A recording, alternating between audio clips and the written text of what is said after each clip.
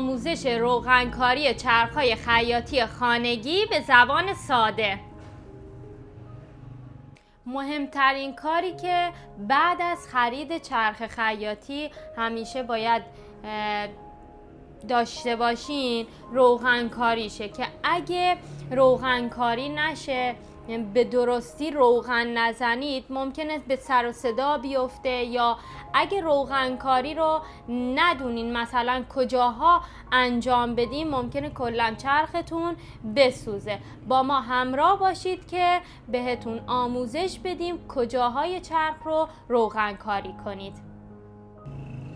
در اولین قسمتی که بخواین روغنکاری انجام بدین، یه چند قطره در این شیطونک و وصله های حالا چرخ میریزید به اندازه چند قطره و این پایین صفحه اینجا چند قطره روغن میریزید. فقط همین جاها فعلا در مراحل اولیه و جایی که خودتون بخواید روغن کاری کنید.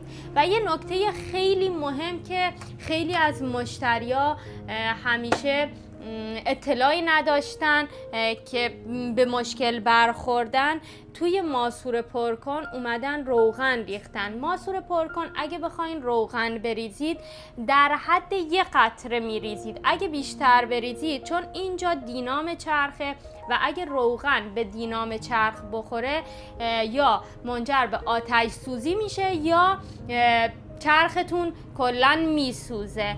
اینو خیلی از مشتری‌ها اطلاعی نداشتن و به مشکل برخوردن. به طور کلی خدمتتون عرض کنم که مفاصل چرخ‌ها الان دیده نمیشه. شما در حد همون چند قطره میریزید. اگه بخواین روغنکاری تخصصی و کامل انجام بشه، میارید به قولن پیش متخصص و کسی که بتونه چرخو کاملا باز کنه و تمام مفاصلشو روغنکاری کنه. اونو باید متخصص انجام بده. برای شما همون در حد چند قطره اینجاها ریخته میشه و چند قطره هم پایین صفحه.